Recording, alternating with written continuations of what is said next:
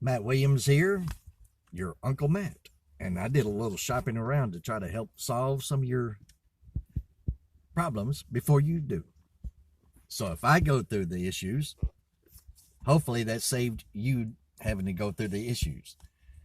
First off, I called a tax settlement organization, and I threw in a scenario of maybe me being a person who had been unemployed for 3 or 4 years and had not made enough money to file taxes. According to him, you have to make at least $12,000 a year to file taxes. So I we we tossed that one around a little bit and lost connection. By the time I tried to dig around to find the number to call him back, which would have been an 800 number, I'd have to call him back and try to get this guy back. He had called me before I could call them. And he called me back from his private cell phone number, which was very good. And he knew my name, which was very good because he remembered my name from the very first. And I was pleased with that he wanted to assure that we had a good connection and he was on a different phone, and whatever technical issue was happening on his side or my side, that he was assuring me that everything was going to work out. So I was pleased with that. And got back into, okay, well, if you hadn't earned that much money and per year, there was no worry about filing. I said, well, if I do make a substantial income the next year, are all those years going to come back and bite me? He goes, that would only be in an audit situation, which I have proof of how much I made those years, and I filed them with a different company, one of his competitors. And so those are still on file. It's just they haven't been sent to the IRS because I did not make enough money. And so he assured me of that. But there was the question of being unemployed for those many years. I was not paying private insurance, and I wasn't on a government insurance because you got to pay on it.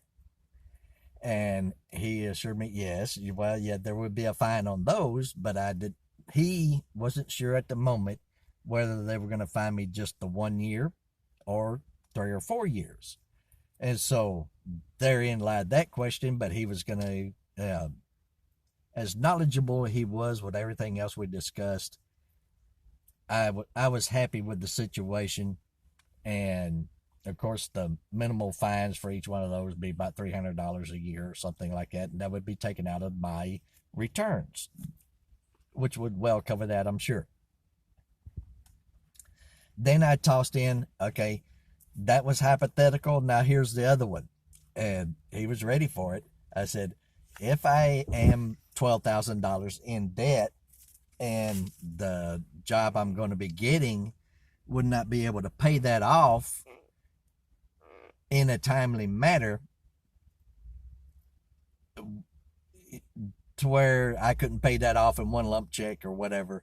And he goes, well, in that he had the financial institutes and the capability to where working the numbers to where I would still draw a comfortable living per week and still be able to pay off the fines at the same time.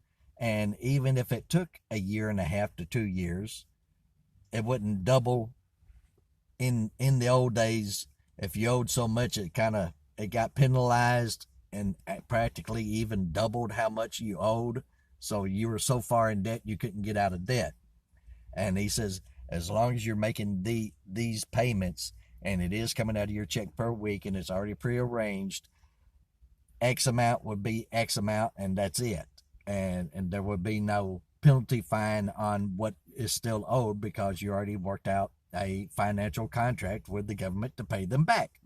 And so Paul was very good, very knowledgeable, very pleasant, and seemed just like right off the top of his head, he knew answers to questions that I was throwing in. They were difficult questions, and yeah, he had to think about them.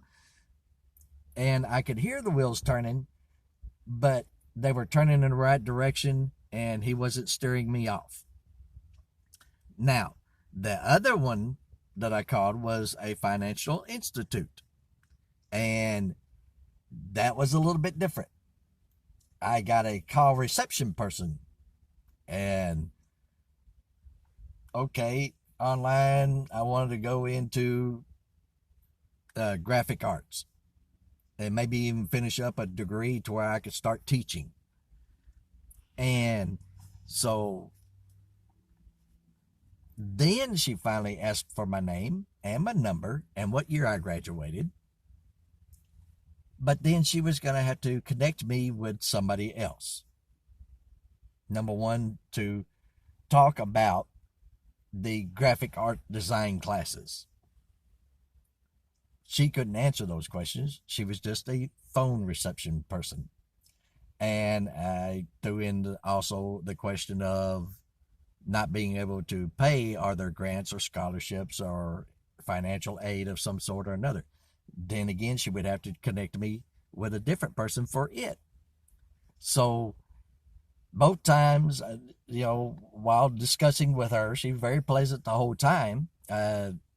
First off, she was trying to connect me with a graphic arts design class instructor on how to get signed up, what all it would be about, and how long it would take to finalize a degree with whatever college I had before. But she couldn't connect me. That took a minute and a half to 2 minutes. And so while we're sitting there on the phone waiting, I threw in the question about financial aid. And so then she proceeded to try to connect me with somebody with financial aid. Another minute and a half, 2 minutes, 3 minutes, and still could not get through.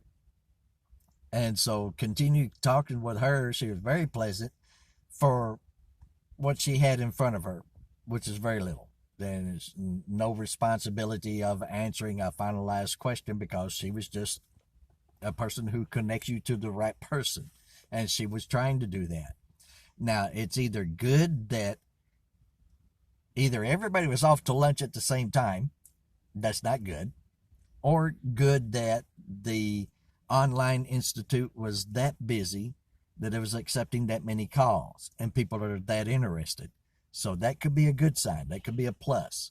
And people aren't going to be that busy calling a online institute unless they are legit and they are interested and they are trying to get finalized into that.